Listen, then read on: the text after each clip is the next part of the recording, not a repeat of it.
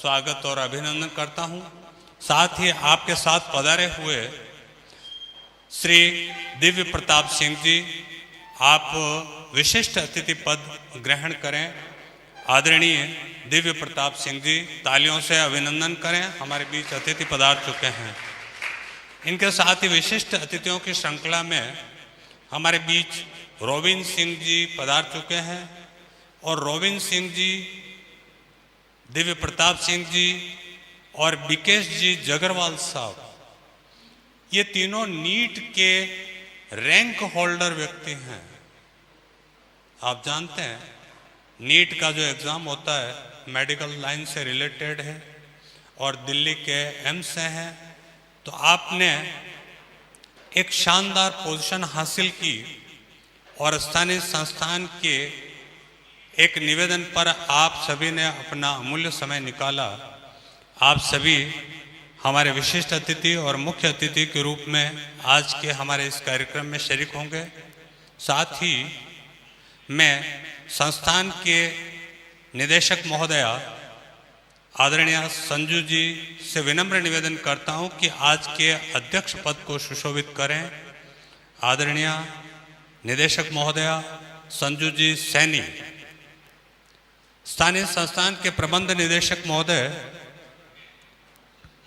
स्थानीय संस्थान के, मैं आपके बारे में थोड़ा सा मनीष जी सैनी के बारे में आपको परिचय देने जा रहा हूं, जो आज के हमारे मुख्य वार्ताकार हैं। आदरणीय मनीष जी सैनी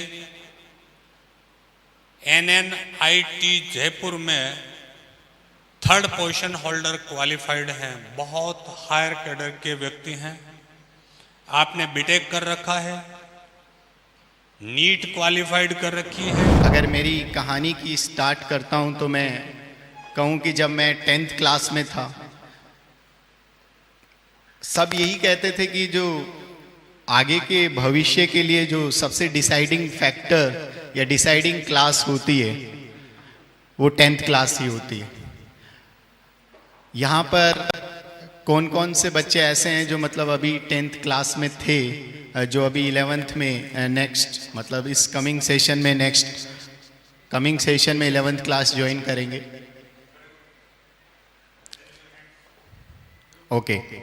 तो बेटा जो 10th क्लास होता है, सबसे बचपन से आपने सबने सुना होगा या लास्ट ईयर जब आप प्रिपरेशन कर रहे होंगे 10th क्लास बोर्ड की, तो आपको सब घर पे भी यही बोल रहे होंगे कि 10th class is deciding. Yes या नो? सुना आपने सबने कि मम्मा पापा ने आपको कहा होगा कि 10th क्लास बेटा 1 साल बहुत अच्छे से पढ़ लो और बहुत ही इम्पोर्टेंट ईयर, मतलब आपके आगे के लिए, भविष्य के लिए मतलब बहुत ही महत्वपूर्ण साल होने वाला है। तो डेफिनेटली मैं कहना चाहूँगा कि ये बिल्कुल सत्य वचन है, यस या नो, कि इसमें 10th क्लास बहुत डिसाइडिंग फैक्टर होता है, क्योंकि यहाँ से आगे चलकर आपको बहुत सारी स्ट्रीम्स, अलग अलग स्ट्रीम्स में जाना होता है। लाइक आप मेडिकल फील्ड में जा सकते हैं, आप इंजीनियरिंग फील्ड में जा सकते हैं, आप non medical non engineering field में भी जा सकते हैं, आप आर्ट्स चूज़ कर सकते हैं, राइट। तो सबसे इम्पोर्टेंट अगर इस कड़ी में अगर हम बात करें कि मतलब क्या हमारे लिए डिसाइडिंग चीज़ होता है कि हम किस सब्जेक्ट की तरफ मतलब प्रोसीड करें, 11th क्लास को कंटिन्यू करें या कौन सा सब्जेक्ट हमें लेना चाहिए, वो उसका मतलब बेसिस क्या होना चाहिए।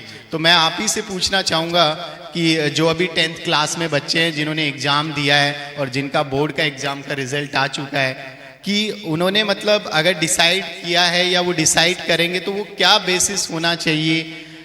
कई बार होता है ना कि हमें लगता है कि मेरे पापा का सपना है कि मैं डॉक्टर बनूं या मेरे दादा का सपना है कि मैं एक इंजीनियर बनूं, तो मतलब क्या बेसिस होना चाहिए आपके नज़रिए से, आपके पॉइंट ऑफ व्यू से। और मेरे साथ बहुत सारे बच्चे भी हैं जिन्होंने इस साल मतलब नीट का एग्ज़ाम दिया, जो इसी साल नीट में अपीयर हुए थे 2024 में।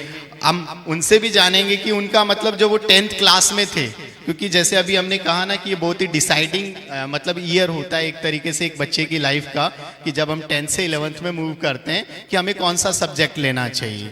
क्या इसमें मतलब पेरेंट्स, बिल्कुल डेफिनेटली पेरेंट्स का डिसीजन बहुत इंपॉर्टेंट चीज़ है, लेकिन हमारा इंटरेस्ट भी उससे ज़्यादा बहुत महत्वपूर्ण है। कई बार होता है कि हमारे सपने होते हैं, कई बार हमारे पापा का सपना होता है, कई बार मम्मा का सपना होता है।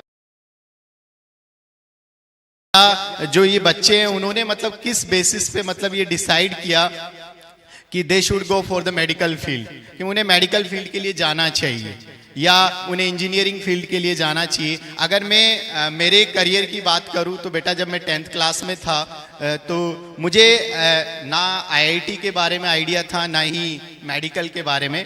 मेडिकल तो जब मैंने पढ़ाना स्टार्ट किया तो मुझे जानने में आया कि मेडिकल लाइक भी कोई फील्ड होता है, क्योंकि मैं भी बहुत ही गाँव से पढ़ा था 10th क्लास में, तो मुझे भी नहीं आइडिया था कि इंजीनियरिंग क्या होती है और आईआईटी क्या होती है। अब अगर अभी मैं आप में से 10th क्लास में जो बच्चे हैं, बहुत सारे बच्चों से अगर पूछूंगा कि आईआईटी की बेटा फुल फॉर्म क्या है तो उन्हें नहीं आइडिया होगा। कोई बता सकता है कि आईआईटी की फुल फॉर्म क्या है जो अभी 10th क्लास में है, या आईआईटी क्या होता है, या नीट क्या होता है, मेडिकल क्या होता है? एनीवन? तो एग्जैक्टली इसमें बेटा घबराने की बात नहीं है कि आपको आइडिया नहीं है, लेकिन इसका मतलब ये नहीं है कि हमें ये चीजें जाननी नहीं है, क्योंकि अगर हम 10th से जब 11th क्लास में मूव कर रहे हैं तो ये हमारा एक मतलब कह सकते हैं कि हमें सबसे पहले ये जानना होगा कि वास्तव में आगे हम चलकर इस फील्ड में कितना कर सकते हैं या इस फील्ड में स्कोप क्या है। वो बहुत ज़्यादा इंपॉर्टेंट चीज़ मैटर करती है।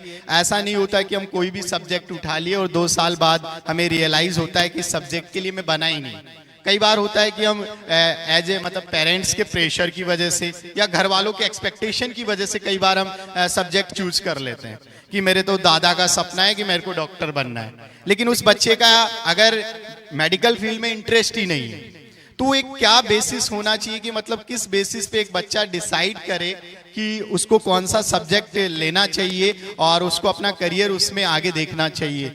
तो मैं पहले आप ही से बच्चों से पूछना चाहूंगा, फिर मैं स्टूडेंट से भी बात करेंगे हम, ऐसे अनो कि मतलब किस बेसिस पे उन्होंने सेलेक्ट किया कि उनको मेडिकल फील्ड में जाना चाहिए और उन्होंने इतना अच्छा स्कोर किया है। यकीनन आप मानेंगे नहीं, अभी के लेवल पे अगर आप बात करते हैं, जैसे दिव्य हमारे साथ है, उसने 695 स्कोर किया है आउट ऑफ 720, और ये बहुत बड़ी बात होती है कि अगर आप 695 मेडिकल में अगर आप कर रहे हैं तो बहुत बड़ी चीज़ है। अभी आपको आइडिया नहीं है इस बेसिस पे, लेकिन जैसे ही आप 12th पे आएंगे, 11th पास करेंगे, 12th आएंगे, आप जानने लगेंगे नीट के बारे में, मेडिकल फील्ड के बारे में, तो आपको आइडिया लगेगा कि ये मार्क्स एक कोई छोटा मार्क्स नहीं होता है। क्योंकि अगर आप देखें कि आज प्रेजेंट सिनेरियो अगर आप देखेंगे तो out of 25 lakh students appear approx, इस साल 25 लाख स्टूडेंट्स अपीयर हुए थे एग्जाम में, और वहां पर 10th क्लास में जो इस साल थे वो अपना हैंड रेज करें। 10th क्लास, हाँ, तो आप बताइए बेटा कि मतलब क्या बेसिस होना चाहिए कि मतलब किस बेसिस पे हमें सब्जेक्ट सेलेक्ट करना चाहिए? जो सब्जेक्ट में हम मतलब जिसमें हम ज़्यादा से ज़्यादा नंबर ला सकते हैं, जिसमें हमें अच्छा लगता हो कि ये सब्जेक्ट हम पढ़ सकते हैं, आगे जाकर इसमें कुछ कर सकते हैं, वो सब्जेक्ट हमें चूज करना चाहिए। Very good, exactly this is the first point कि 10th के बेसिस पे जो हमने एग्जाम दिया, एग्जाम में जाहिर सी बात हमारे पास रिजल्ट होता है, या आपने 10th क्लास में प्रिपरेशंस किया होगा तो आपको खुद को रियलाइज होता है कि यार मैं मैथ्स अच्छा था मेरा, कि मैथमेटिक्स मेरे को बहुत अच्छा लगता था। कई बार होता है किसी को सोशल साइंस एसएसटी बहुत बेकार लगता है कि मुझसे याद नहीं होता सर, लेकिन मैथ्स तो ऐसा सब्जेक्ट है कि मैं गाने सुनते सुनते भी मैथ्स कर लेता हूँ, या मैं केमिस्ट्री पढ़ लेता हूँ, या मैं साइंस पढ़ लेता हूँ। तो exactly first point, it is very important कि आपने जो 10th क्लास में एग्जाम दिया, आपका इंटरेस्ट किस सब्जेक्ट में था, और इंटरेस्ट कहां से पता चलेगा? आपके मार्क्स से, क्योंकि अल्टीमेटली मार्क्स ही रिफ्लेक्ट करते हैं कि आपने पिछले 1 साल में क्या किया, आपने पिछले 1 साल में क्या सीखा। तो डेफिनेटली एक पॉइंट ये हो सकता है कि आपके मार्क्स और आपका इंटरेस्ट आप चीज को बताए कि आपको किस बेसिस पे मतलब आगे प्रोसीड करना चाहिए।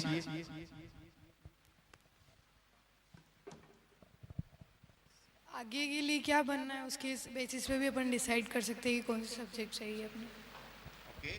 तो गुड़िया ने जैसे बताया कि हमें आगे क्या बनना है, तो आगे बनना किस बात पर डिपेंड करता है कि मुझे आगे चलकर डॉक्टर बनना है, राइट?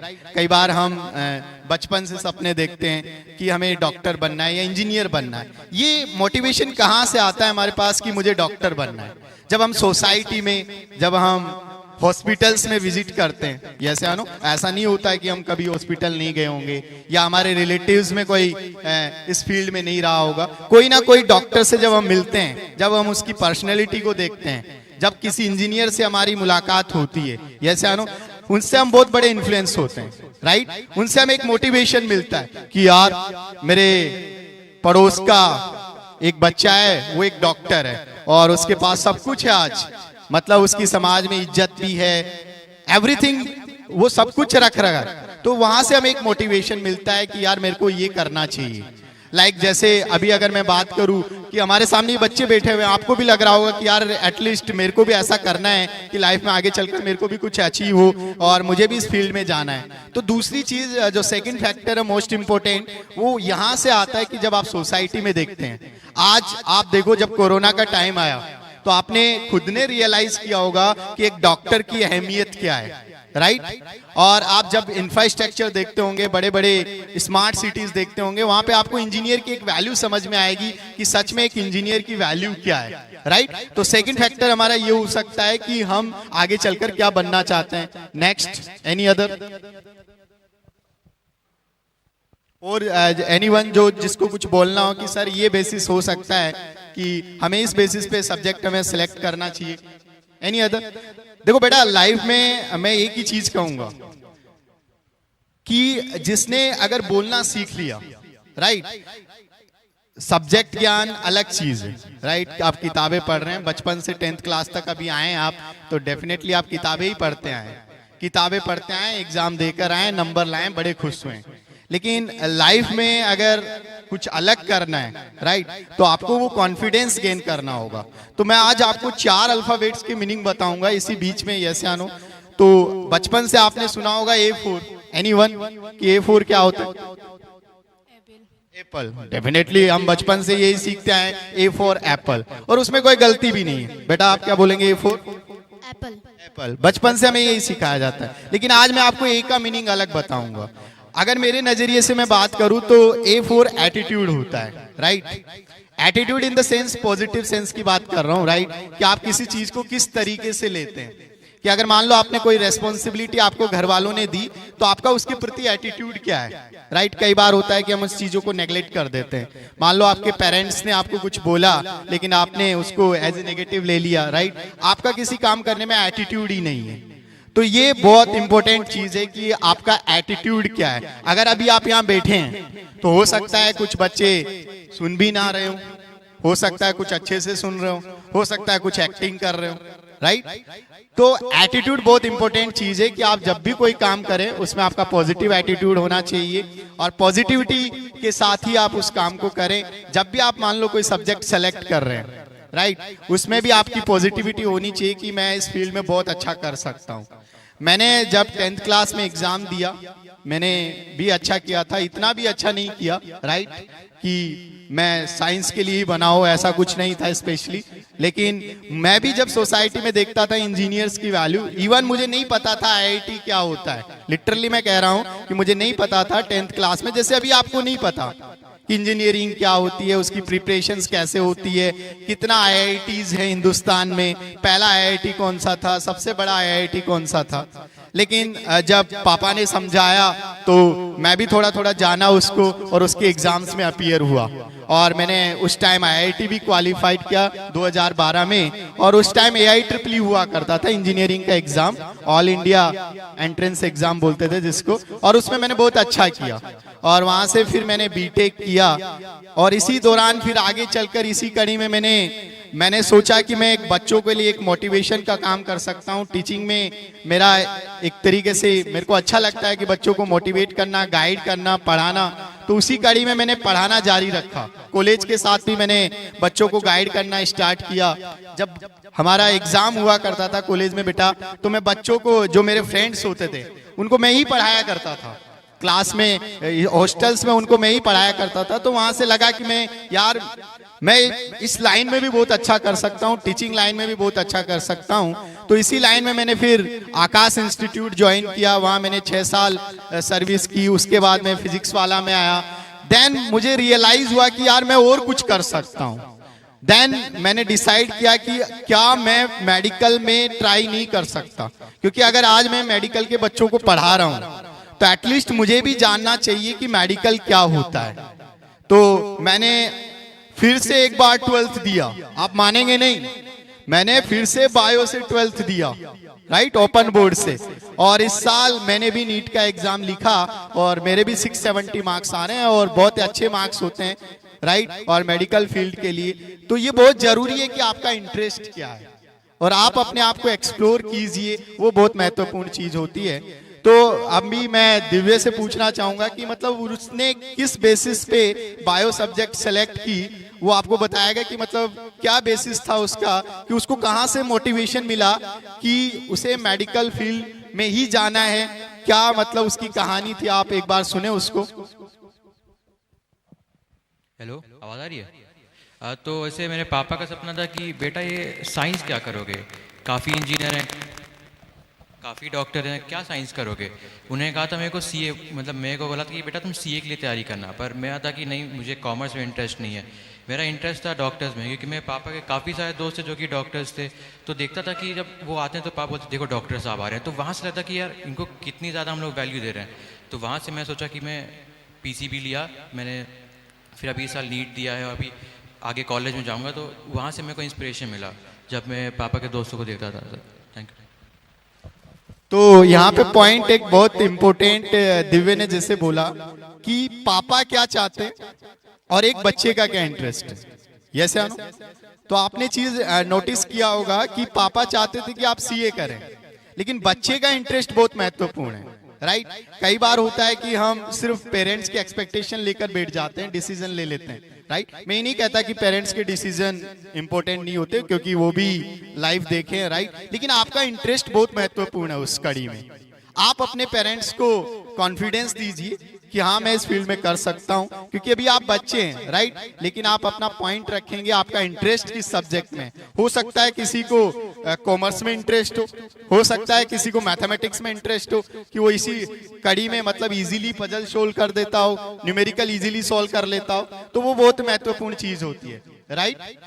तो आप ही से बच्चों से और मैं जानना चाहूंगा कि मतलब क्या बेसिस होना चाहिए, एनीवन बेटा। देखो मैंने कहा ना कि जब आप बोलना स्टार्ट करेंगे ना, तो अगर आज आपने बोला तो आप लाइफ में कभी भी मतलब कॉन्फिडेंस वाली बात तो आएगी नहीं, राइट। वही बहुत महत्वपूर्ण चीज होती है जीवन में कि आप अपने विचार रख पाए, राइट। तो एनीवन कि मतलब क्या बेसिस होना चाहिए कि जो आपको लगता हो।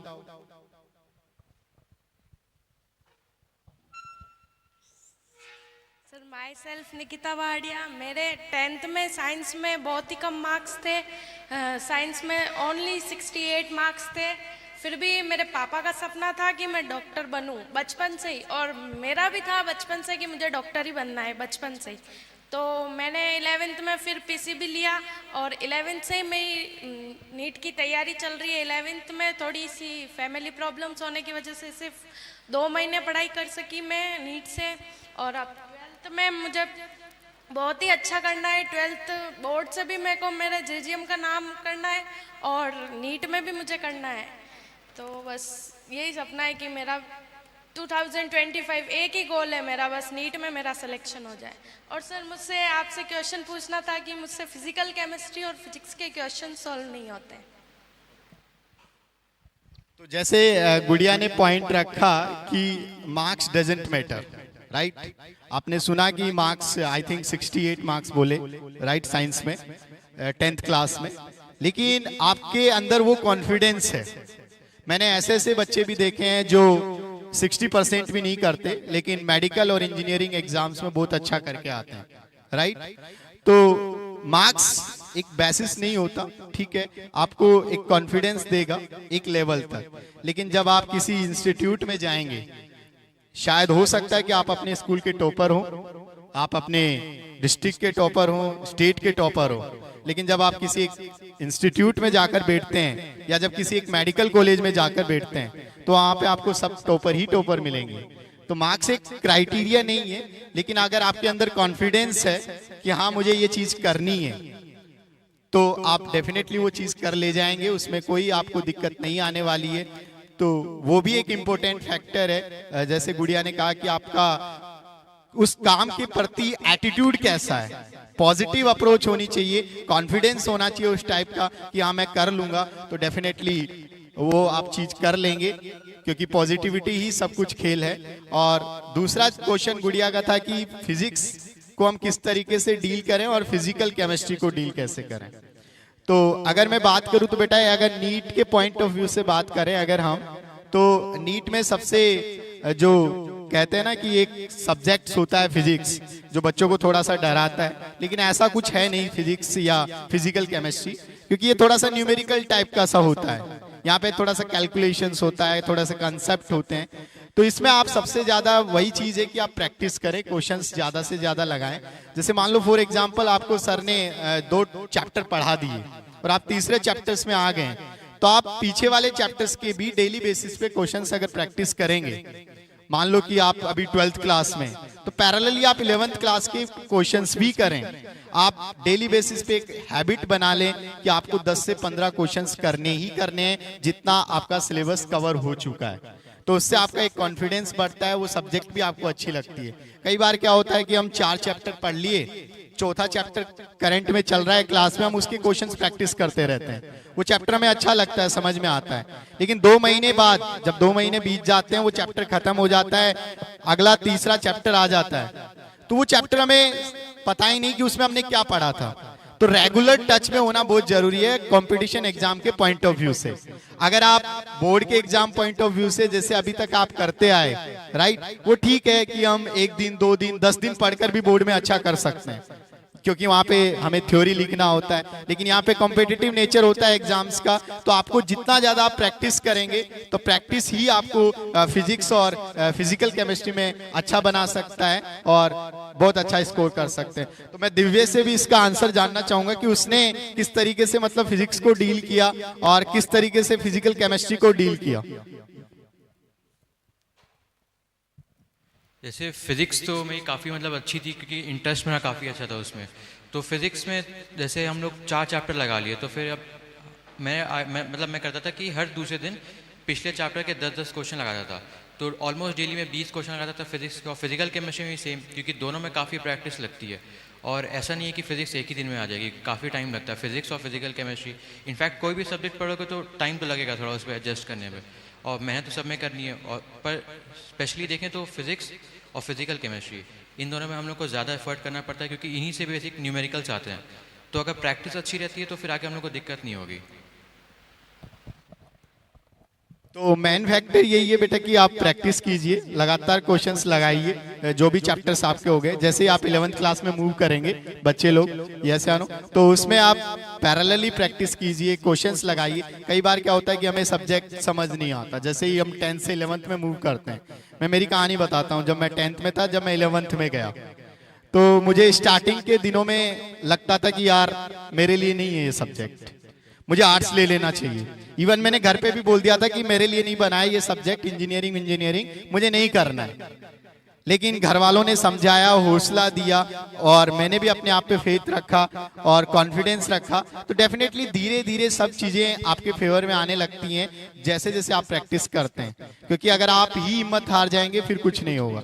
लेकिन अगर आप पॉजिटिविटी और कॉन्फिडेंस के साथ काम करते जाएंगे, चीजें आपके फेवर में आती जाएंगी धीरे धीरे, और हर चीज एक समय के बाद ही आप उस चीज को अच्छे से मतलब उसमें मास्टर बन पाएंगे। तो any other questions from your side, या कुछ कोई बताना चाहे कि मतलब क्या बेसिस होना चाहिए। देखो मैंने कुछ भी पॉइंट नहीं बोला, आप ही में से बहुत सारे पॉइंट्स आए। ऐसा नहीं है कि आप नहीं जानते या आप आकर सामने नहीं बोल सकते। सारे पॉइंट्स मैंने वही एक्सप्लेन किए हैं जो आप ही में से किसी बच्चे ने बोले हैं। तो आप ही डिसाइडिंग करेंगे कि आपको किस बेसिस पे मतलब कौन सा फील्ड है। अब मोस्ट इंपोर्टेंट पॉइंट ये होता है कि जैसे मान लो कि आपका इंटरेस्ट बायोलॉजी में, राइट, तो सबसे पहले आपको उसको सब्जेक्ट को जानना होगा। आप सिर्फ डायरेक्ट उसको सेलेक्ट नहीं कर सकते, आपको उसमें आपके फ्यूचर के ऑप्शंस देखने होंगे कि यार अगर मैं बायोलॉजी सेलेक्ट कर रहा हूँ, ठीक है, मेरा इंटरेस्ट है, तो आपको उस सब्जेक्ट को जानना होगा, गहराई से जानना होगा कि आगे चलकर इसमें मेरा क्या स्कोप है।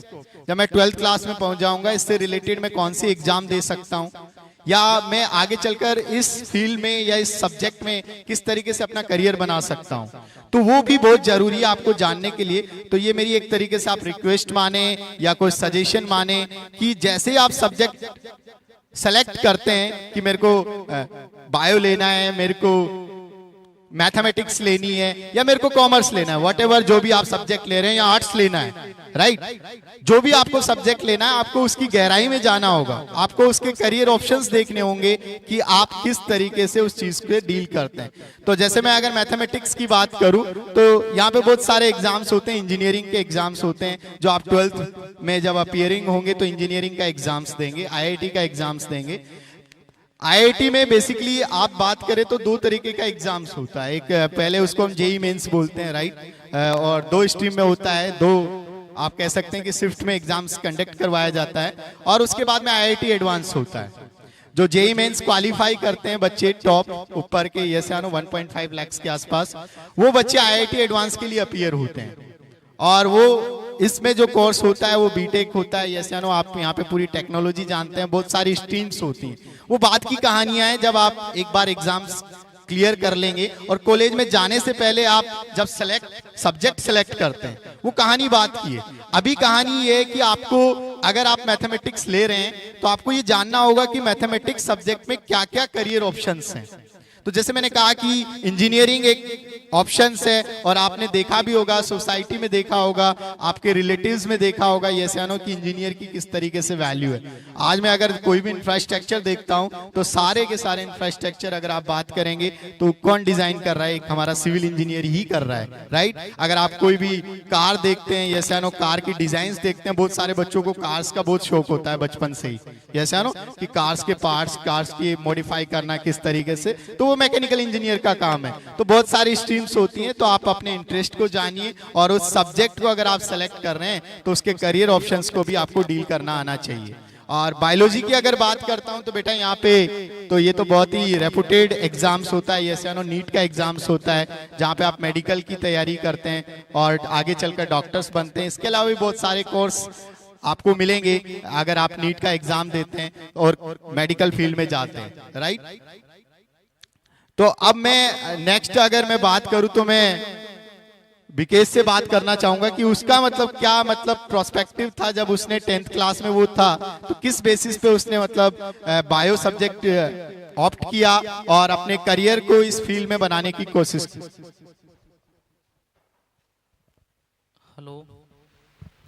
हेलो, जब मैं 10th क्लास में था उस टाइम पे मेरे पिताजी की मतलब तबीयत बहुत ख़राब थी, तो उस टाइम पे उनकी डेथ हो गई थी। तो मेरे भाई वगैरह उन्होंने बहुत मतलब मेरे से इंजीनियर बनने के लिए बोला था, पर मैंने जैसे भी करके उनको मनाया कि मैं मेडिकल लाइन में जाऊंगा। और हमारे वहाँ का जैसे गाँव का माहौल होता ही है, हॉस्पिटल जैसे थे ना, कोई सुविधा वगैरह थी, तो वहाँ मैंने देखा कि अगर हम इस जगह पे आएंगे तो थोड़ा अपने इलाके का और उसका सुधार करेंगे। तो इस वजह से मैंने ये चूज किया, और बाकी सब आगे अच्छा ही होता है अगर अपन अच्छा सोचते हैं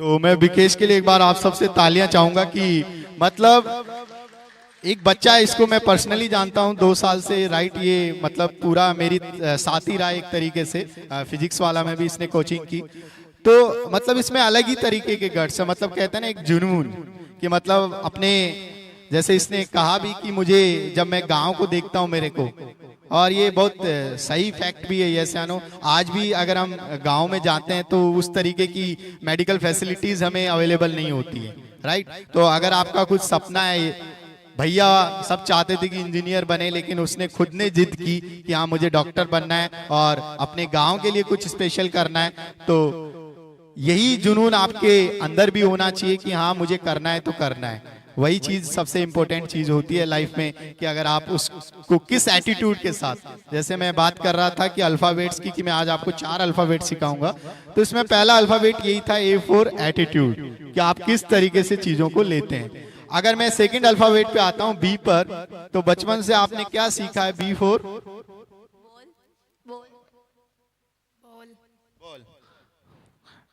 मैं आपसे जानना चाहूंगा बेटा आपने क्या सीखा? B फॉर सबने बॉल सीखा है, अच्छा, बॉय वॉय नहीं सीखा किसी ने? बी फॉर बॉय, अच्छा बी फॉर बॉल, राइट। तो B4 का मतलब अगर मैं मेरे नजरिए से बात करूं तो बिलीव होता है कि आप अपने आप में कैसे विश्वास रखते हैं। बिलीव इन योर सेल्फ, सुना ये लाइन आपने कि आप अपने आप में विश्वास रखिए, राइट। अगर चीजों को आप किस तरीके से, वही कहानी जुड़ी हुई है एटीट्यूड के साथ ही।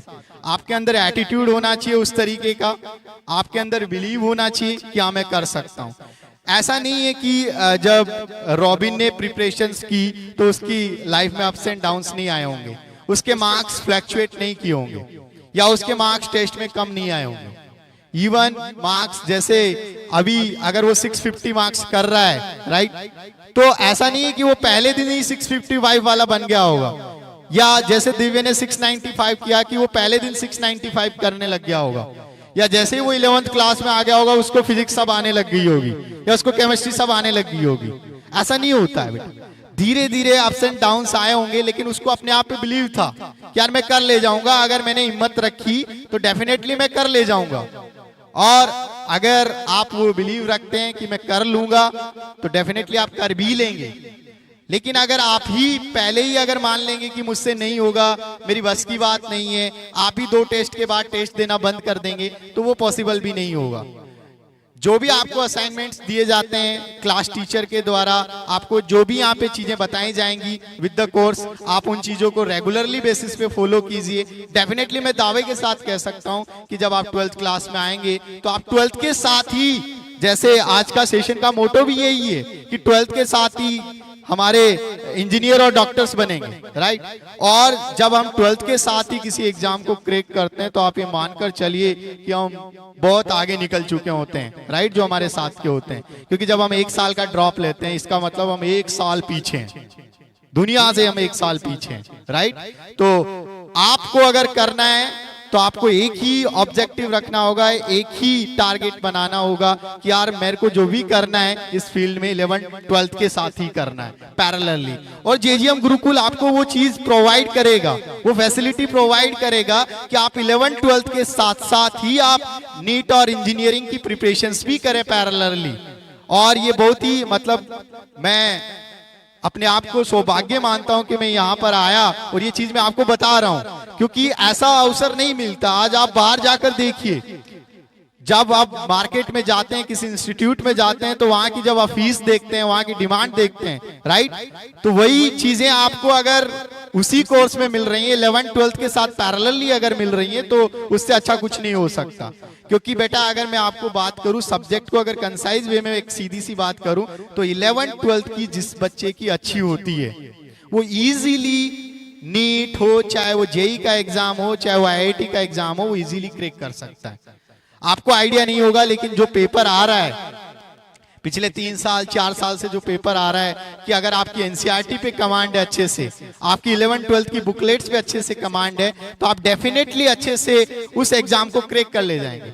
आपको किसी एक्स्ट्रा एफर्ट्स की जरूरत ही नहीं है, बस आपको पैरेलली अपने टीचर्स की बात माननी होगी। आपको जो भी असाइनमेंट्स दिए जाते हैं वो करने होंगे, आपको अपने आप पे कॉन्फिडेंस रखना होगा, बिलीव रखना होगा, तो डेफिनेटली आप कर ले जाएंगे।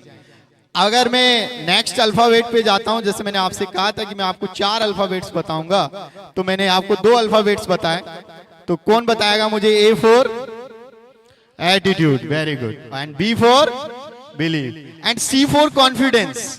देखो तीनों चीजें आपस में जुड़ी हुई है। यस या नो?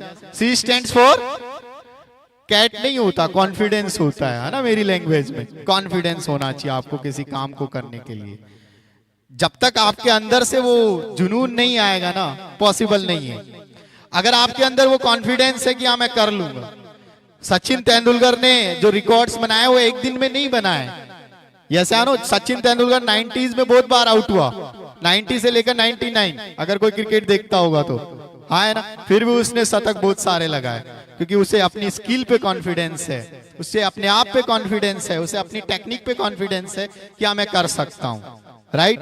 तो इसी बीच मैं रॉबिन से भी जानना चाहूंगा कि वो भी बच्चों को एक बार गाइड करे कि मतलब किस तरीके से उसने प्रिपरेशन स्टार्ट की और किस बेसिस पे उसने सब्जेक्ट सिलेक्ट किया कि उसे मेडिकल फील्ड के लिए जाना चाहिए।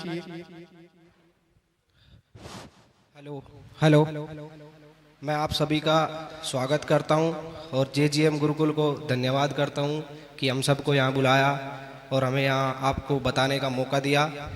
तो मैं आपको बताना चाहूँगा, मेरी छोटी सी जर्नी बहुत ही कठिन और बहुत ही टेंशन से शुरू हुई थी।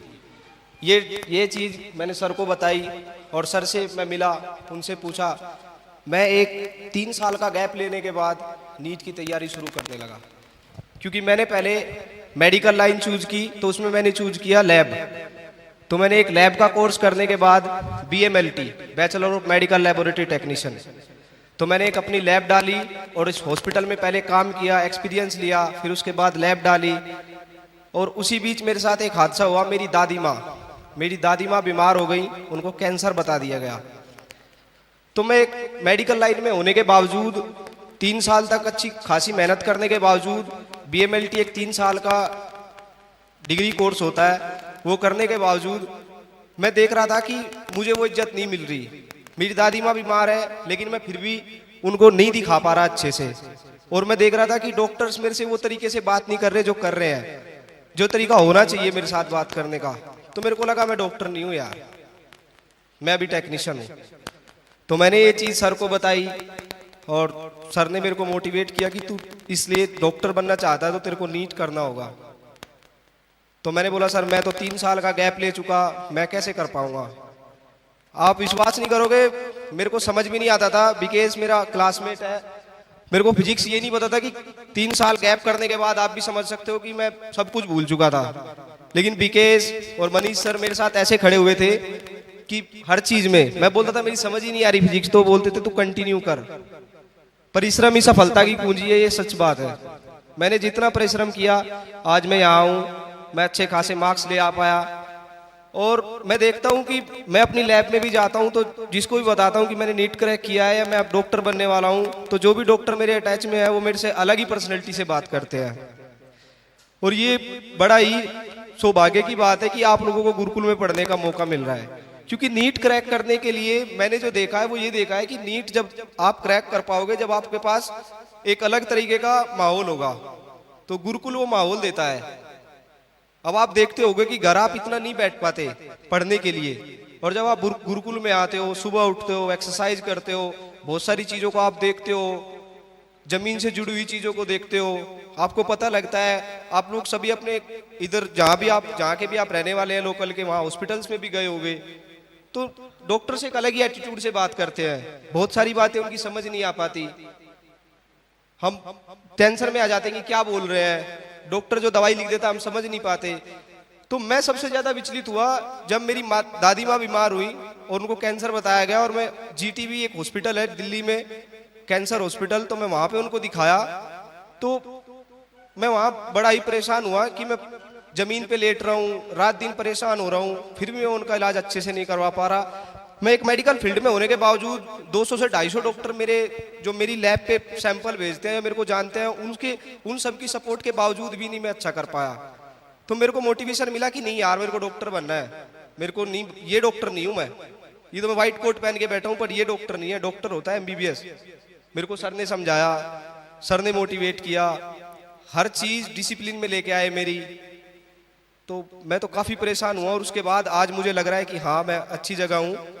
तो आप सब अपने ऊपर विश्वास करें, और विश्वास करना ही सब कुछ है। अगर मैं ये सोचता कि मैं नहीं कर पाऊंगा तो नहीं करता, बट मैंने सोचा कि नहीं मैं करूंगा यार, मेरे को करना है।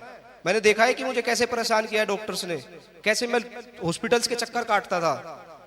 तो मोटिवेशन जब मिलता है जब आप खुद चीज को महसूस करोगे।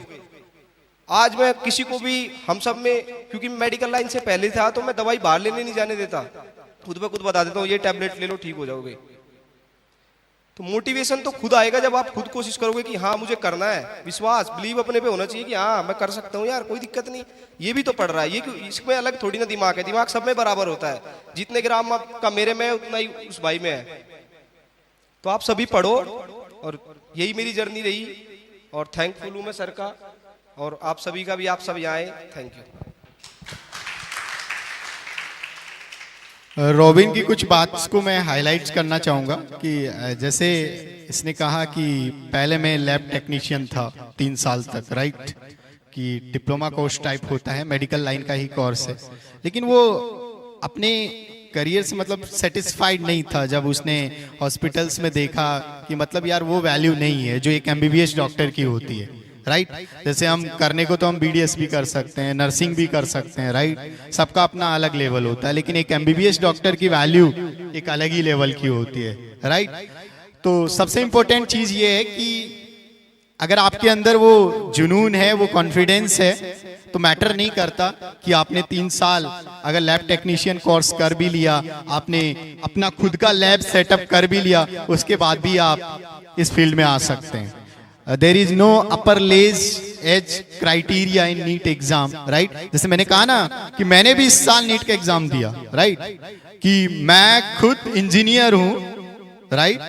मैं 6 साल आकाश में पढ़ाया, मैंने 2 साल फिजिक्स वाला में पढ़ा लिया, उसके बाद भी मेरे को लगा कि यार मेरे को भी एक बार एग्जाम देना चाहिए, मुझे भी कंपटीशन को जानना चाहिए, मुझे भी इसको गहराई से जानना चाहिए कि अगर मैं मेडिकल के बच्चों को पढ़ा रहा हूँ, इंजीनियरिंग के बच्चों को पढ़ा रहा हूँ, तो एटलीस्ट मुझे भी इस कंपटीशन को एक बार फेस करना चाहिए। और तो वही चीज है कि अगर आपके अंदर जुनून है, उस तरीके की कॉन्फिडेंस है, तो आप चीजें कर ले जाएंगे। जैसे रॉबिन ने बताया, तो वही चीज है कि आपको मोटिवेशन तब मिलेगा जब आप उसकी गहराई में जाएंगे, उन चीजों को जानेंगे, जब आप एक हॉस्पिटल विजिट करेंगे, जब आप एक डॉक्टर की लाइफ देखेंगे, जब आप एक इंजीनियर की लाइफ देखेंगे, तो वहां से सबसे बड़ा मोटिवेशन मिलता है। चाहे आपको और कोई भी फोर्स कर दे या किसी की भी तरीके की चीजें बोल दे, वो मोटिवेशन नहीं आता जब आप उस चीज की गहराई में जाकर उस चीज को फील करेंगे, वही एक सबसे बड़ा बिगेस्ट मोटिवेशन होता है। तो जैसे हमारा पॉइंट यही था कि हम 10th के बाद क्या करें, तो बहुत सारी स्ट्रीम्स होती है बेटा हमारे पास, जैसे हम अभी डिस्कस भी कर रहे हैं सभी लोग कि साइंस है, आर्ट्स है, राइट, मैथमेटिक्स है, कॉमर्स है, वो सब आप ही को जब आप कोई भी सब्जेक्ट सेलेक्ट करते हैं, तो जो भी आपने के सामने ये पॉइंट्स आए, हमने कोई पॉइंट्स नहीं बोले, हमारी तरफ से आप ही के बच्चों में से पॉइंट्स आए, बच्चों ने कुछ पॉइंट्स बोले, आपको उन पॉइंट्स पे विचार करना होगा, राइट। इसमें से बहुत सारे इंपॉर्टेंट पॉइंट थे, लाइक इंटरेस्ट, कि हमने कौन से सब्जेक्ट में अच्छा किया, आने वाले कमिंग ईयर्स में किस चीज का स्कोप है। अगर मैं बात करता हूं, साइंस ऐसा फील्ड है जहां पे स्कोप की कमी नहीं है। आपने सुना होगा ना कि एक इंजीनियर कुछ भी कर सकता है, ये किस किस ने सुना है? नहीं सुना तो आप सुन लोगे जब आप 11th 12th क्लास पास कर लोगे कि एक इंजीनियर सब कुछ कर सकता है, राइट। एक इंजीनियर डॉक्टर भी बन सकता है। मैं ही एक एग्जाम्पल हूं, राइट, मैं इंजीनियर हूं, डॉक्टर भी बन गया, एग्जाम पास कर ली, यस या नो। तो वही चीज है कि आपके सब्जेक्ट में ऑप्शंस क्या हैं, आगे फ्यूचर ऑप्शंस क्या क्या हैं, राइट। जैसे हमने बात भी की कि अगर मैथमेटिक्स सब्जेक्ट में आप जाएंगे तो आप इंजीनियरिंग फील्ड में जा सकते हैं, राइट। बहुत सारे ऑप्शंस हैं आपके पास, वहां पर जाकर बीटेक कर सकते हैं, एमटेक कर सकते हैं, पीएचडी कर सकते हैं। वहां पे आप एक बड़े से जो कॉलेज होते हैं, राइट, जहाँ पे आईआईटी के बच्चे पढ़ते हैं, वहां पे भी आप प्रोफेसर बन सकते हैं। कई बार क्या होता है कि आप आज का डेटा उठा लीजिए, यूपीएससी का डेटा उठा लीजिए, आपको आईएएस आईपीएस कौन मिलेंगे? डॉक्टर, इंजीनियर, यस या नो। तो ऐसा नहीं होता है कि सिर्फ आर्ट्स लेकर ही एक बच्चा आईएएस की तैयारी करता है या आरएस बनता है या यूपीएससी क्रैक करता है। आप डेटा उठाकर चेक कीजिए, आपको समझ में आ जाएगा। क्योंकि जब हम मैथमेटिक्स वाली सब्जेक्ट से डील करते हैं तो 11th 12th में ही हमारा दिमाग इतना डेवलप हो जाता है, इतना चीजें सोच लेता है कि हमें वहां पे इतनी गहराई से जोर नहीं आएगा आगे चलकर इन फ्यूचर। तो अगर हम वहां पे भी पैरेलली बहुत सारे साइड ऑप्शंस हमारे पास खुलते हैं, तो that's the very important. And second stream is the biology. अगर बात करते हैं आप साइंस में ही, तो मेडिकल फील्ड, और मेडिकल फील्ड के बारे में मेरे को बताने की कोई जरूरत ही नहीं है। आप सबने खुद ने रियलाइज किया होगा कि एक डॉक्टर की कितनी डिमांड है। और हिंदुस्तान जैसे डेवलपिंग कंट्री में अगर बात करूं तो डॉक्टर की अहमियत क्या है, हमने ये कोरोना के टाइम में बहुत अच्छे से देखा है कि डॉक्टर लाइन में कितना स्कोप है, और स्कोप से ज्यादा इज्जत। जो सबसे इंपॉर्टेंट, हर जगह पैसा ही इंपॉर्टेंट नहीं होता, कि आपकी एक समाज में जो इज्जत है वो बहुत महत्वपूर्ण चीज है, राइट। तो इसके अलावा भी बहुत सारे स्ट्रीम्स हैं। तो गुरुकुल में आपको साइंस और आर्ट्स और आई थिंक एग्रीकल्चर भी सर अवेलेबल रहेगा यहाँ पर आपके सब्जेक्ट्स, तो उसके बेसिस पे भी आप देख सकते हैं, राइट। जेई के बारे में मैंने ऑलरेडी आपको अब वो चीज नहीं है कि 12th में 10th क्लास तक एसएसटी का एक चैप्टर है, आपको रटना है, रात भर रट रहे हैं, सुबह छाप के आ गए पूरा। आपको उस सब्जेक्ट को जानना होगा। ये है ना, जब तक उस सब्जेक्ट के डेप्थ में नहीं जाओगे, उसके ऑप्शंस के बारे में नहीं जानोगे। आप आईआईटीज को जाने, बहुत सारे गवर्नमेंट कॉलेजेस आईआईटीज में अगर बात करूं 184, इसमें इंक्लूडिंग अपना जैसे जेई की बात करते हैं हम, एनआईटीज, हर स्टेट में हमारे एक एनआईटी होता है। जैसे जहां से मैंने बीटेक किया वो एमएनआईटी है, Malviya national institute of technology Jaipur में, राजस्थान में एक ही एनआईटी है गवर्नमेंट कॉलेज। तो इस तरीके से हर स्टेट में एक गवर्नमेंट कॉलेज होता है। बहुत सारे पुराने आईआईटीज हैं। जब हम एग्जाम दिया करते थे उस टाइम आईआईटीज में सिर्फ 9000 सीटें होती थी, और आज के एक प्रेजेंट टाइम में अगर बात करोगे तो बहुत सारी सीटें बढ़ चुकी हैं। तो प्राइवेट कॉलेजेस भी बहुत सारे ऑप्शंस होते हैं, लेकिन हमारा एम एक ही होना चाहिए कि हमें 12th के साथ ही गवर्नमेंट कॉलेज से बीटेक करना है, अगर हम इस फील्ड को सेलेक्ट करते हैं तो। नेक्स्ट अगर मैं बात करता हूं बेटा नीट के बारे में, मेडिकल फील्ड। जब एक बच्चा बायोलॉजी लेता है और वो 12th क्लास में आता है, तो जैसे मैंने कहा कि इसमें कोई एज क्राइटेरिया नहीं होता इस एग्जाम में, और ना ही कोई आपके पास ऑप्शंस होते हैं कि आप 2 बार एग्जाम दे सकते हैं। जैसे आईआईटी की अगर बात करूं तो एडवांस की अगर बात करता हूं मैं आईआईटीज के लिए, तो आप 12th के साथ और एक 12th के बाद एग्जाम दे सकते हैं।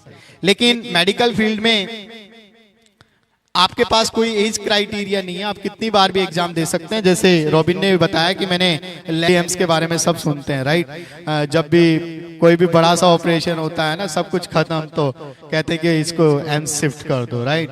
और उन वहां के डॉक्टर्स में हमें सबसे ज्यादा बिलीव होता है कि यार कुछ ना कुछ कर लेगा। ऐसे हम किसी हॉस्पिटल में भी नहीं जाते हैं। आजकल जब हम किसी हॉस्पिटल को विजिट करते हैं तो रेटिंग देखकर करते हैं, राइट।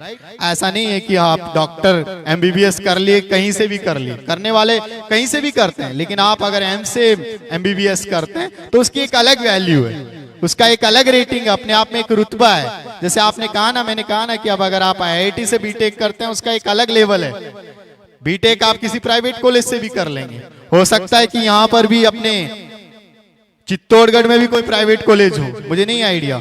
जयपुर में आप मानेंगे नहीं 200-300 प्राइवेट कॉलेज हैं इंजीनियरिंग की, लेकिन आप कहां से बीटेक कर रहे हैं वो बहुत महत्वपूर्ण चीज है।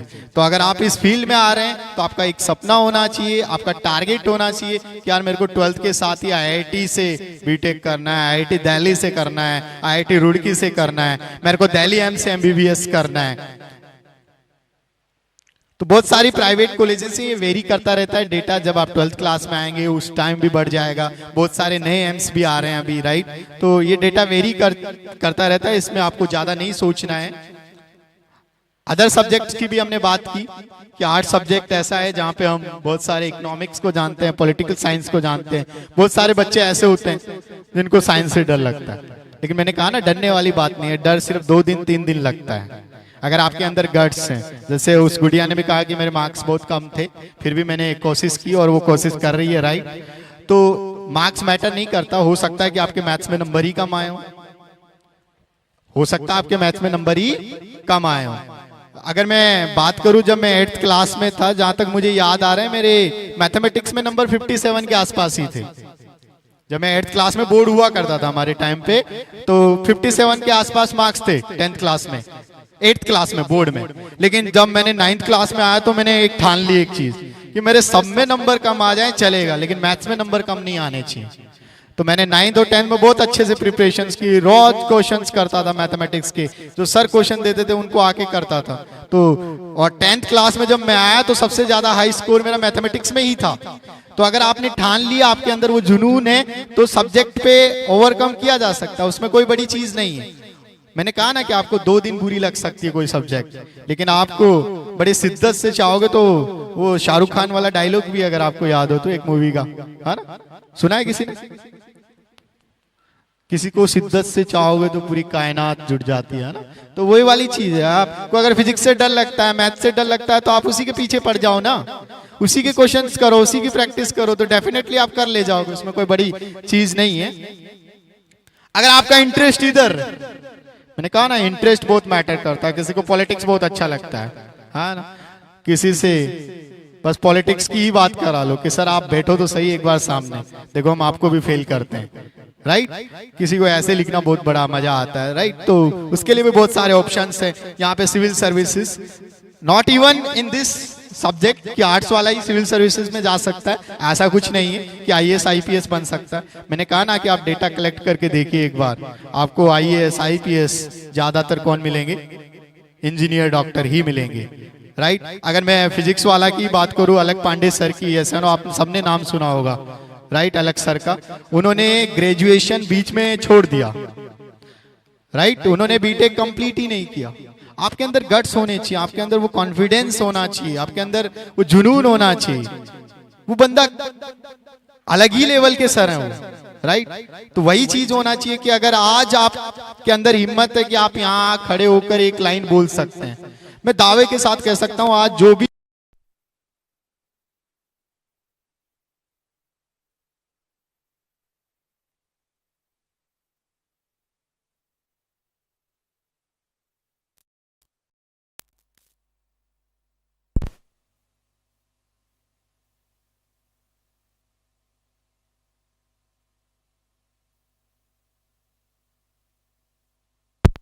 किस किस बच्चे ने एग्जाम दिया, एनीवन आप में से? I think GTSC sir, Gurukul talent search exam, GTSC का एग्जाम किस किसने दिया? ओके, वेरी गुड, बहुत सारे बच्चों ने दिया। तो मैं आप ही से जानना चाहूंगा कि मतलब आपका एक्सपीरियंस कैसा रहा एग्जाम के प्रति, आप बताएं बेटा। बहुत अच्छा रहा। जैसे गुड़िया ने कहा कि उसको बहुत अच्छा लगा, मतलब और कोई मतलब अपना पॉइंट रखना चाहे कि ऐसा एग्जाम्स होना चाहिए और मतलब बहुत हेल्प मिला, एनीवन? तो बेटा एक जैसे हम बात करते हैं जीटीएससी गुरुकुल टैलेंट सर्च एग्जाम, ये आप ही के लिए बना है और आप ही को इसी के बेसिस पे स्कॉलरशिप भी दिया जाता है। यहाँ पे जो स्कॉलरशिप मेंशन है बेटा वो 10th के मार्क्स के बेसिस पे है कि आपके जो 10th में स्कोर रहा उसके बेसिस पे आपको कितना स्कॉलरशिप आप यहाँ पे गेन कर सकते हैं, राइट। यहाँ पे डेटा गिवन है कि अगर आपके अबव 95% है तो आप 80%, राइट, और अगर 91 से 95% है तो 60% लेस इन ट्यूशन फीस, कि आपकी जो भी यहाँ पे ट्यूशन फीस होगी उसमें से 60% कम कर दिया जाएगा, राइट। तो ये स्कॉलरशिप का प्लान है और मैं इसके लिए भी गुरुकुल को धन्यवाद देना चाहूंगा, यशानो, कि उन्होंने इस तरीके की बच्चों को प्रमोट करने के लिए जो टैलेंटेड होते हैं। कई बार क्या होता है कि जब हम उस तरीके का हमारा बैकग्राउंड नहीं होता है, फैमिली बैकग्राउंड नहीं होता है कि उस चीज़ों को अफोर्ड कर पाएं, लेकिन इस तरीके की स्कॉलरशिप एग्जाम अगर करवाए जाते हैं, कंडक्ट करवाए जाते हैं तो बहुत अच्छी चीज़ है कि आप आने वाले जो देश के युवा हैं, मतलब एक तरीके से फ्यूचर्स हैं, उनको प्रमोट कर रहे हैं। तो एक बार गुरुकुल के लिए भी इस बेसिस पे तालियां बजा दिए आप। नेक्स्ट अगर हम जीटीएससी की बात कर रहे थे स्कॉलरशिप की, राइट बेटा, कि अगर इसमें आई थिंक 100 मार्क्स का पेपर होता है, राइट मैम, 100 मार्क्स का पेपर होता है। अगर आपका स्कोर किसी भी रेंज में वेरी कर रहा है तो आप उसके बेसिस पे आप स्कॉलरशिप अचीव कर सकते हैं। तो मैं आप ही बच्चों से कुछ बच्चों के स्कोर जानना चाहूंगा जिन्होंने जीटीएससी एग्जाम दिया था, राइट। कौन कौन थे एक बार बेटा हैंड रेज करें, राइट। तो मैं आपसे जानना चाहूंगा कि आपका स्कोर मतलब कैसा रहा और एक्सपीरियंस कैसा था बेटा? एक्सपीरियंस बहुत अच्छा था। मार्क्स मैं ले गई नहीं, रिजल्ट नहीं लेके गए। ये तो बहुत बड़ा मतलब कहते हैं ना उसको कि जब हम एग्जाम दे दें और हम छोड़ ही दें, है ना। इसके दो ही पहलू हो सकते हैं, या तो हम टॉप कर रहे हो कि हमारा तो नाम ही सीधा न्यूज़पेपर में आएगा, राइट, और दूसरा चीज कि हमें तो एक्सपेक्टेशन ही नहीं है कि हमें स्कॉलरशिप मिलेगी, राइट। तो ऐसा भी नहीं होना चाहिए। देखो सबसे इंपॉर्टेंट चीज मैं इसमें जो हमने प्रिपरेशंस की, राइट, चाहे कोई भी आप किसी भी बच्चे से पूछ लीजिए, इन्हीं में से पूछ लीजिए कि जब आप पेपर देते हैं उसको एनालाइज करना बहुत इंपॉर्टेंट है, राइट, कि आज आपने कोई पेपर दिया, अभी आपको ये जो मैं चीजें बोल रहा हूँ हो सकता है कि समझ में ना आए, लेकिन जब आप इस कंपटीशन वाले मैदान में उतरेंगे तो आपको ये चीजें बहुत समझ में आएंगी, राइट। तो आप किसी भी चीज को अगर अटेम्प्ट कर रहे हैं तो उसको एनालाइज कीजिए। हो सकता है कि आपने एग्जाम में अच्छा नहीं किया, उसमें कोई बुराई नहीं है कि आपने अच्छा नहीं किया, एक दिन में कोई महान नहीं बनता है ना। महेंद्र सिंह धोनी एक दिन में नहीं बना महेंद्र सिंह धोनी, या विराट कोहली एक दिन में विराट कोहली नहीं बना है, राइट। उसने अपने काम किया है, जहाँ पे उसकी कमियां थी उस पे काम किया है, टेक्निक पे काम किया है, वहां पे काम किया, एनालाइज किया अपने आप को। सबसे इंपॉर्टेंट चीज है कि कहाँ पे मतलब कमियां आ रही हैं, उस चीज को एनालाइज किया, राइट। एनी अदर स्टूडेंट्स जिसने एग्जाम दिया और उसको अपना स्कोर भी पता हो? तो वेरी गुड। जैसे गुड़िया 49 मार्क्स की रेंज में आ रही है, मतलब इस वाली रेंज में आ रही है 41 to 50, राइट। तो अगर इस रेंज में आ रही है तो उसके बेसिस पे वो 40% लेस मतलब स्कॉलरशिप। मैं आपको एक जस्ट एग्जांपल के जरिए समझाना चाहता हूँ कि मतलब इस तरीके का यहाँ का एग्जाम है GTSC, और वो एग्जाम आपको देना भी चाहिए, राइट। और क्योंकि अगर हमें कोई चीज मिल रहा है, यस या नो, अपनी काबिलियत के बेसिस पे मिल रहा है, मतलब आपने एंट्री नहीं ली, उससे पहले ही अपने आपने काबिलियत शो की, वो बहुत बड़ी चीज होती है, राइट। तो ये सारा डेटा गिवन है यहाँ पर, राइट। ये आपको नीचे भी मिल जाएगा। और अगर आपने रिजल्ट नहीं देखा है तो आप जाते टाइम बेटा एक बार रिजल्ट जरूर देख के जाएं, राइट, कि आपका स्कोर क्या था। और इसी के बेसिस पे मतलब कुछ केस रिवार्ड्स भी रखे गए हैं कि अगर आप बोर्ड के एग्जाम्स में इस तरीके से अच्छा करते हैं तो आपको इस तरीके के केस रिवार्ड से दिया जाएगा गुरुकुल की तरफ से, राइट। जैसे अगर मैं बात करूं कक्षा 10th और 12th की अगर बात करें कि अगर आप मेरिट में आते हैं, राइट, फर्स्ट पोजीशंस पे, तो यहाँ पे आपको 1 लाख रुपए का नगद पुरस्कार है। ये देखो पैसा ठीक है अपनी जगह, लेकिन ये एक तरीके से अपने लिए एक मोटिवेशन टाइप का काम करता है ना। याद करो बचपन में जब हम फर्स्ट सेकंड क्लास में हुआ करते थे, अभी बहुत सारे बच्चे होंगे भी, कि मैम चॉकलेट बोलती थी कि चॉकलेट प्रॉब्लम, यस यारो, कि जो बेटा आंसर देगा उसको आज चॉकलेट मिलेगी, राइट। और हमारे अंदर एक होड़ मच जाती थी कि हाँ मेरे को पहले आंसर करना है, मेरे को पूरा असाइनमेंट करके लेके जाना है, मेरे को होमवर्क करके लेके जाना है, राइट।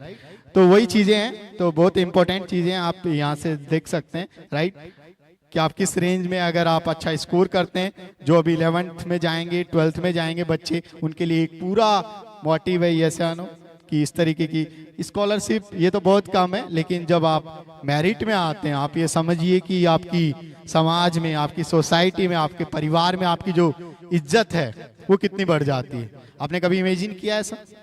वैसे करना चाहिए, ऐसी चीजें इमेजिन करनी चाहिए कि यार मैं आगे चल के मान लो 12th में मेरिट में आया, तो एक बार आप कभी सोच कर देखिए ये चीजें, ठीक है, कि आप एक बार सोच कर देखिए यार कि अगर मैं भविष्य में चलकर डॉक्टर बनता हूं तो मेरा रुतबा क्या होगा, है ना। कि मैं एक इंजीनियर बनता हूं तो मतलब मेरा पर्सनैलिटी क्या होगा, कि मुझे मेरे आसपास के लोग, मेरे परिवार के लोग किस तरीके से देखेंगे।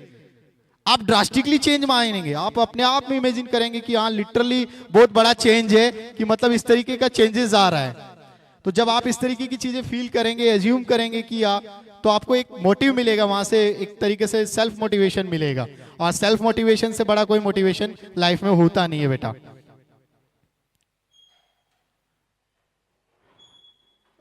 तो यही था जो हमने जानने की कोशिश की। जैसे मैंने आपके सामने कहा कि मैं आज आपको 4 अल्फाबेट्स के मीनिंग्स बताऊंगा, तो मैं आप ही से जानना चाहूंगा कि मैंने कितने अल्फाबेट्स बता दिए बेटा? तो A stands for attitude, right? Attitude in the positive sense, right? And B stands for believe. Believe in yourself. अपने आप में विश्वास होना चाहिए कि यार मैं कर सकता हूं और मुझे करना है, right? And C stands for confidence. कि अगर आपके अंदर वो कॉन्फिडेंस है, जैसा कॉन्फिडेंस रॉबिन के अंदर था, इवन वो पैसे कमा रहा है, उसकी खुद की लैब है, लैब टेक्नीशियन है, फिर भी उसको डॉक्टर बनना है, क्योंकि एमबीबीएस का रुतबा एमबीबीएस ही होता है। एक एमबीबीएस डॉक्टर का मुकाबला लैब टेक्नीशियन नहीं कर सकता, ये जाहिर सी बात है। जिसने दिल्ली एम्स से अगर एमबीबीएस किया है और एक जीएमसी से एमबीबीएस किया है, दोनों में फर्क है, यस या नो। तो वो वाला कॉन्फिडेंस होना चाहिए। एंड लास्ट अगर अल्फाबेट की बात करूं, D stands for discipline, right. बचपन से हमें डिसिप्लिन का पार्ट सिखाया जाता है, और मैं इस फैक्टर को या इस पैरामीटर को सबसे ऊपर रखूंगा कि अगर आप कोई भी काम कर रहे हैं अपनी लाइफ में, अगर आपके अंदर वो डिसिप्लिन नहीं है, आप यकीन नहीं मानेंगे कि आपने जब किसी डॉक्टर को देखा होगा या आपने जब किसी हॉस्पिटल में विजिट किया होगा, जब आप किसी डॉक्टर को देखते हैं तो आपको लगता होगा कि यार सच में अलग ही लेवल है, राइट। आप जब क्लास में रहते हैं आपको डिसिप्लिन रहना पड़ेगा। जब आप उसको असाइनमेंट अलॉट किया जाता है आपको पूरा काम विथ डिसिप्लिन करना होगा। आपने कोई टास्क उठाया, मान लो आपने कुछ डिसाइड किया, आपने कुछ टारगेट्स बनाए, कुछ गोल सेट किए कि यार मेरे को 12th के साथ ही मेरे को मेडिकल क्रैक करना है, 12th के साथ ही मेरे को इंजीनियरिंग क्रैक करना है, मेरे को बीटेक के साथ ही यूपीएससी क्रैक करना है। डिसिप्लिन बहुत इंपॉर्टेंट फैक्टर है। वो चीजें ऐसा नहीं होता कि आप एक ही दिन के अंदर वो चीजें आप अचीव कर लेंगे। बहुत सारे लाइफ में छोटे छोटे पड़ाव होते हैं जहां पे आपको अपना शो करना पड़ेगा इस तरीके से डिसिप्लिन रहते हुए। डिसिप्लिन अभी आपका क्या पॉइंट है कि आपको जो चीजें टास्क अलॉट की जाती हैं, जो आपको पेरेंट्स कहते हैं ये सियानो, आप उन चीजों को ध्यान रखिए, उसी पॉइंट ऑफ व्यू से आप पढ़ाई कीजिए, 11th 12th को बेसिस बनाइए। और मैं तो यही कहूंगा कि आप एक टारगेट सेट कीजिए अगर आप इस फील्ड में आना चाहते हैं, इंजीनियरिंग और मेडिकल वाले फील्ड में, कि यार मेरे को जो करना है वो 12th के साथ ही करना है।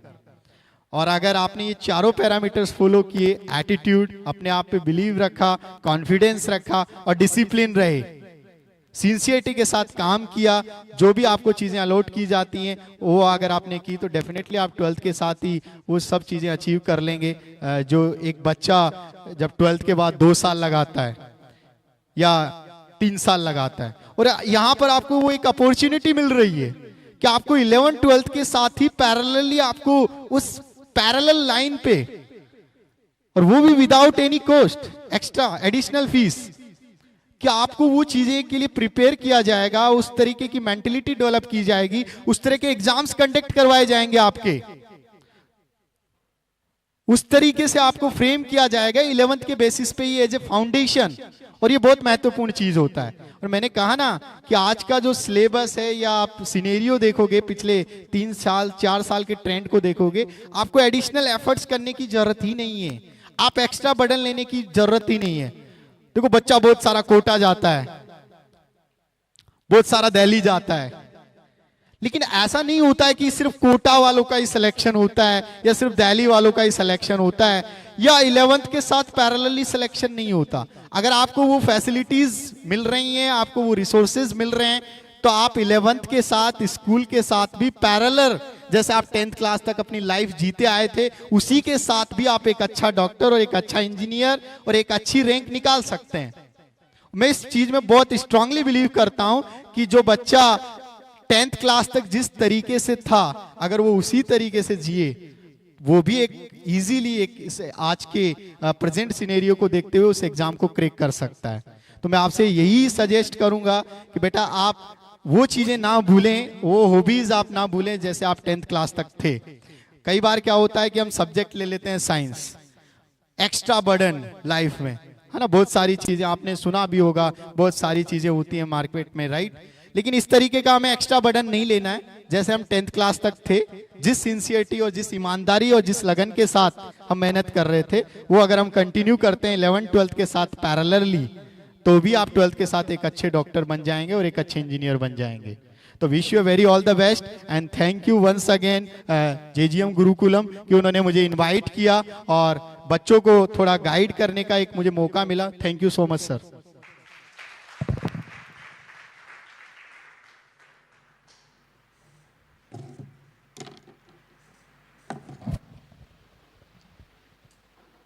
मनीष जी सर का बहुत बहुत आभार और धन्यवाद कि आपने हमारे बच्चों को किस प्रकार सब्जेक्ट से जुड़ने के लिए मोटिवेट किया।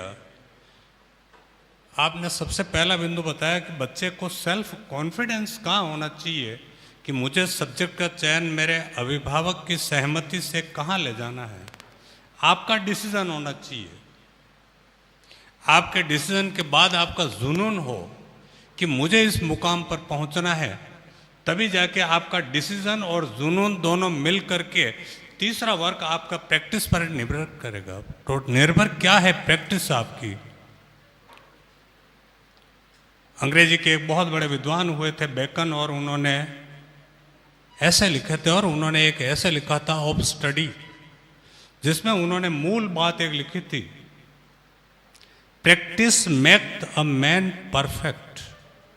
जीवन में अगर कोई बालक निरंतर अभ्यास कर रहा है तो वह निश्चित रूप से सफल होगा। करत करत अभ्यास के जड़मति होत सुजान, रसरी आवत जाते सिल पर परत निशान। आपका अभ्यास भी उतना ही जरूरी है। रहा सवाल, कुछ बिंदुओं पर मैं पुनः आपका फोकस करना चाहूंगा। स्कूल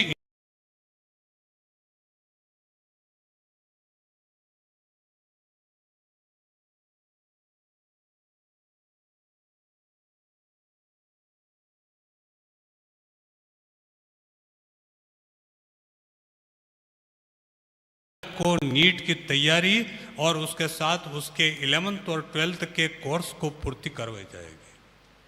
और इसी कार्यक्रम के तहत हमने बाहर से हमारे साइंस के बहुत एक्सपर्ट फैकल्टी को अभी इस साल हायरिंग किया है।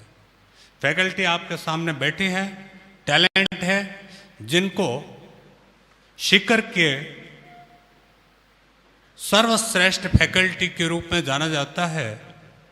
उन टीचर्स को हमने यहाँ इनवाइट किया है, यहाँ पर हायर किया है, और जो सब्जेक्ट के मास्टरपीस हैं, जिनके रिजल्ट पीछे के हमने यहाँ देखे थे, 100 में से 100 में से 95 से बिलो कोई स्टूडेंट नहीं रहा है। और कई वर्षों तक शिखर के प्रिंस स्कूल में काम कर चुकी फैकल्टी आज आपके यहाँ इस क्षेत्र में अवेलेबल है, और हमें इस बात का फक्र है कि हमारे क्षेत्र के बच्चे इनका लाभ लें। बात की चर्चाएं आपके सामने और होगी। सेशन अभी यहाँ की फैकल्टी आपकी जितनी भी क्वेरीज है रिलेटेड टू साइंस, आपके सब्जेक्ट चयन से रिलेटेड या और कोई समस्याएं हैं, आप हमारी फैकल्टी आपके साथ रहेगी।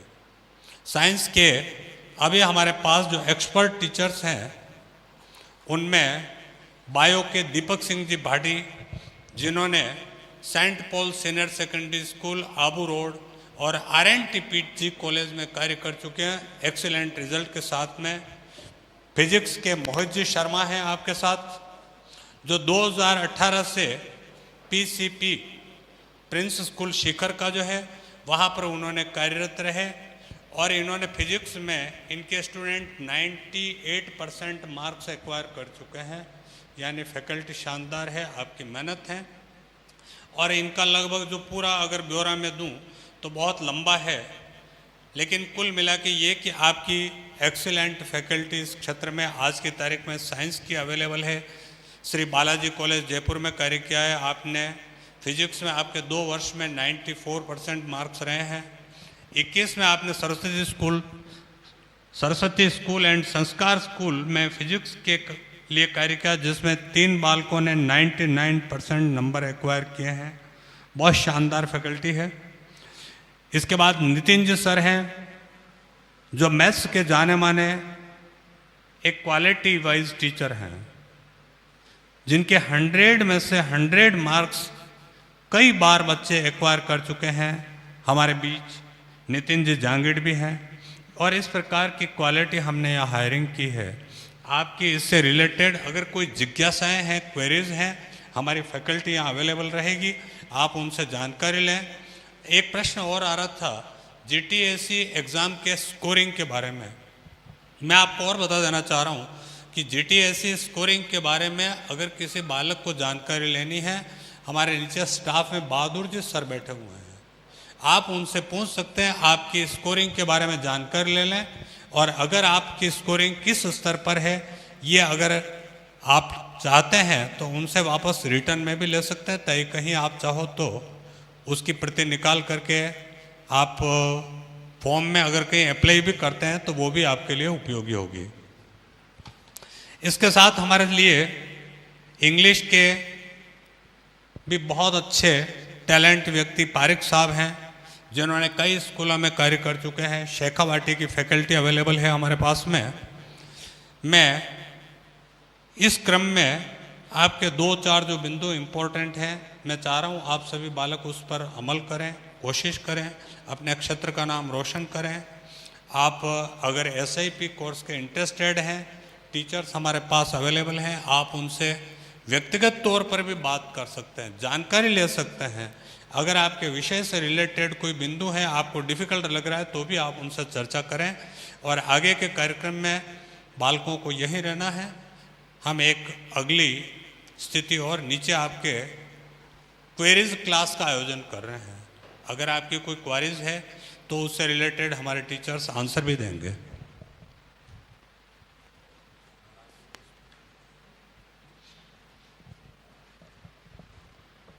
आज के मनीष सर के इस सेशन को हम यहीं समाप्त कर रहे हैं। आपकी जितनी क्वेरीज है उसके लिए हमारे चारों टीचर अवेलेबल हैं। आप उनसे जानकारी लीजिए, उनसे प्रश्नोत्तर कीजिए।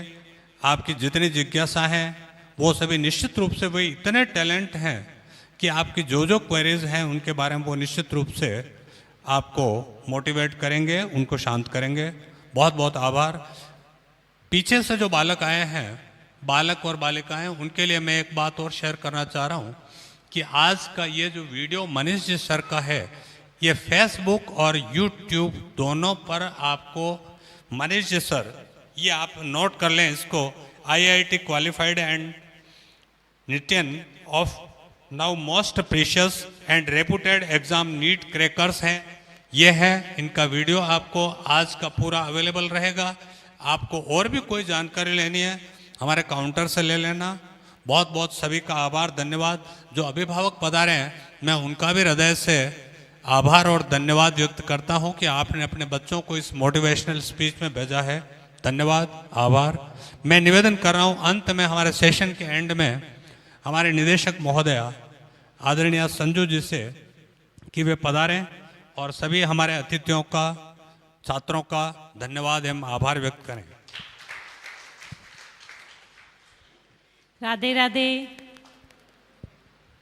आज के हमारे अतिथि मनीष सर, उनके साथ पधारे हुए विशिष्ट अतिथि दिव्य प्रताप सिंह जी, रोबिन सिंह जी, विकेश जगपाल जी, मैं आप सभी का तहे दिल से स्वागत और अभिनंदन करती हूँ कि आपने अपना अमूल्य समय इस संस्थान को, हमारे बच्चों को देकर बच्चों को मोटिवेट किया है कि आपने बहुत अच्छी बातें बताई, अपने एक्सपीरियंस शेयर करे जिनसे हमारे बच्चे मोटिवेट होंगे और आगे की जो इनकी फ्यूचर प्लानिंग है, मैं निश्चित रूप से कह सकती हूँ इनके लिए बहुत ही सराहनीय रही है आपकी। धन्यवाद।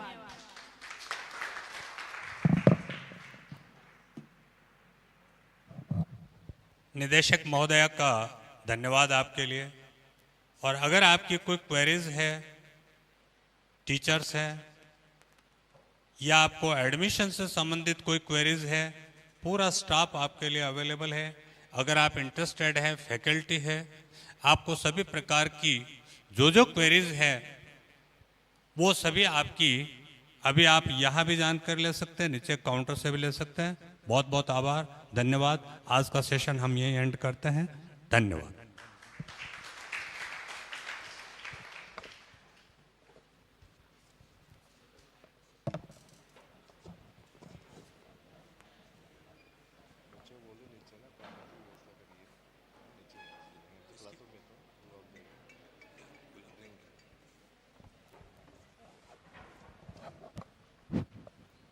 एक और सूचना है आपके लिए नीचे कोई पेयजल की व्यवस्था है, आप आराम से पधारें, सभी लें और उसके बाद प्रस्थान करना है।